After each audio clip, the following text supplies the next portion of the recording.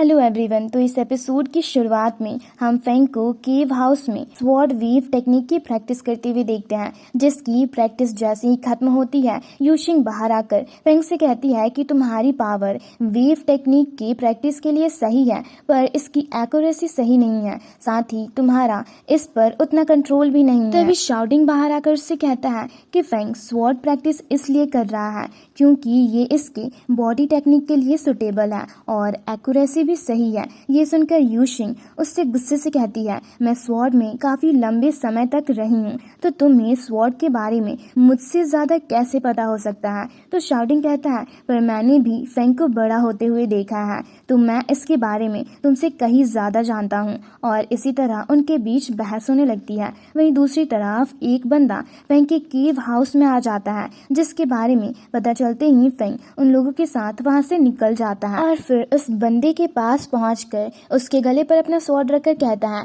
इतनी जल्दी शू जाओडोंग ने मेरे पीछे अपने आदमियों को भी भेज दिया। जिस पर वो बंदा उससे कहता है, सीनियर मैं उसका आदमी नहीं हूँ, मैं तो यहाँ आपको ये बताने आया हूँ कि शनशू आपकी टीचर यानी कि एल्डर यान की ग्रेव की तलाशी ले रहा है। तो फेंग उससे कहता है, आखिर मैं तुम्हारी बातों पर यकीन कैसे कर लूँ। जिस पर वो बंदा उससे कहता है, मुझे पता है आपको दूसरों की पावर से डर नहीं लगता और आपकी इसी बात ने मुझे इम्प्रेस कर दिया है, साथ ही मैं एल्डर यान की काफी रेस्पेक्ट भी करता हूँ। ये सुनकर भी फेंग को उस पर यकीन नहीं होता, तो वो उससे कहता है, मैं नहीं चाहता वो बुरे लोग एल्डर यान के ग्रेव की तलाशी ले, और अगर आपको रिपोर्ट करने से मेरी जान भी चली जाए तो मुझे फर्क नहीं पड़ेगा। ये सुनकर फेंग अपनी पावर्स को शो करके वहां से निकल जाता है, तो वो बंदा भी उसके पीछे जाता है। वहीं दूसरी तरफ शनशू एल्डर यान की ग्रेव को ओपन करवाते हुए अपने बेटे से कहता है, इतनी जल्दी फेंग की स्ट्रेंथ इतनी इंक्रीज हो गई है कि एल्डर शू भी उसे हैंडल नहीं कर पा रहे।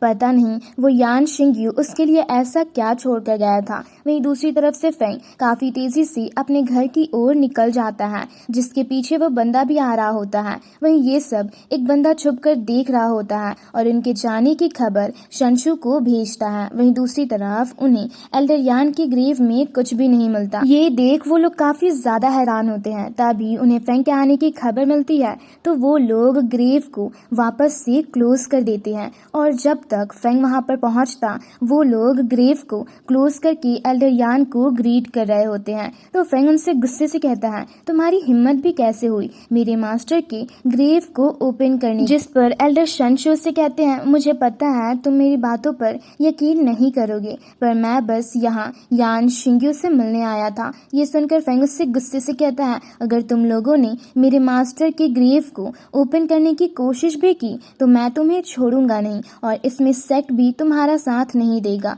ये सुनकर शनशिन उससे गुस्से से कहता है, तुम हमें धमकी दे रहे हो, तुम्हें पता भी है मेरी आंट इनर सेक्ट की एल्डर है और वो जल्दी ही माउंटेन से वापस आ रही है, तो उनके होते हुए तुम हमें छूने की हिम्मत भी कैसे कर सकती हो। ये सुनकर फेंग उससे कहता है, अच्छा हुआ तुम लोगों ने मेरे मास्टर के ग्रेव को ओपन नहीं किया, क्योंकि उसमें मेरे मास्टर ने मेरे लिए हेवन एंड अर्थ जैसे ट्रेजर को छोड़ा है और उसके लिए मैं तुम लोगों की जान भी ले सकता हूँ। ये सुनकर शनशिन उससे गुस्से से कहता है, बकवास करना बंद करो, तुम्हारे मास्टर के ग्रेव के अंदर तो एक हड्डी भी नहीं थी। ये सुनकर तो उसके डैड भी चौंक जाते हैं। साथ ही फेंग को भी पता चल जाता है कि उन लोगों ने सच में उसके मास्टर के ग्रेव को ओपन किया था, तो वो गुस्से से शनशिन का गला पकड़कर उससे कहता है, इसका मतलब तुम लोगों ने सच में मेरे मास्टर के ग्रेव को ओपन किया था, और उसे मारकर दूर फेंक देता है और फिर उन्हें अपने मास्टर से माफी मांगने को कहता है। पर शनशिन उसके लिए राजी नहीं होता और उससे गुस्से से कहता है,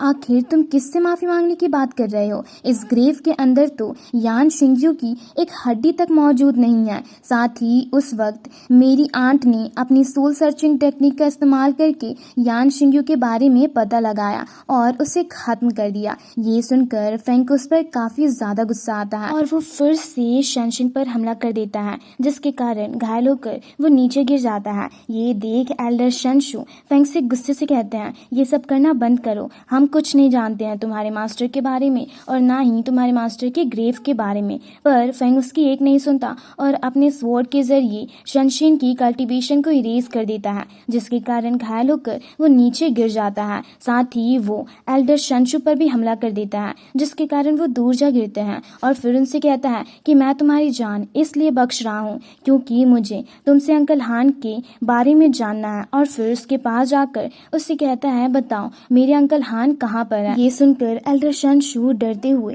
फेंग से माफी मांगने लगते हैं और कहते हैं कि इसमें मेरी कोई गलती नहीं है, मुझे जाने दो, क्योंकि हानकॉन्ग को मारने का ऑर्डर मुझे शु शाओडोंग ने दिया था। ये सुनकर फेंग गुस्से से उनका गला पकड़कर कहता है, पर तुमने तो कहा था कि वो गायब है। जिस पर वो उससे बताते हैं कि मेरे अटैक के कारण वो जेन्मो वैली से नीचे गिरकर मारा गया। ये सुनकर फेंग को उस पर काफी ज्यादा गुस्सा आता है और वो उससे कहता है, तो ठीक है, वो जहाँ पर गिरे थे मुझे वहाँ पर लेकर चलो। ये सुनकर एल्डर शनशू से कहते हैं, ठीक है, अगर तुम मुझे माफ करने के लिए तैयार हो तो मैं तुम्हें वहाँ पर लेकर चलता हूँ। जिसे सुनकर फेंग वहाँ से आगे जाने लगता है। तभी एल्डर शनशू अपने फैमिली हेयरलूम के जरिए पीछे से फेंग पर अटैक कर देते हैं, जिसके कारण एक ब्लास्ट होता है। तभी वहाँ पर वो बंदा भी आता है जो कि फेंग को देख काफी परेशान हो रहा होता है। वहीं दूसरी तरफ एल्डर शनशू हंसते हुए फेंग से काफी एरोगेंटली कह रहे होते हैं कि तुमने मेरे बेटे की कल्टीवेशन को इरेज किया ना,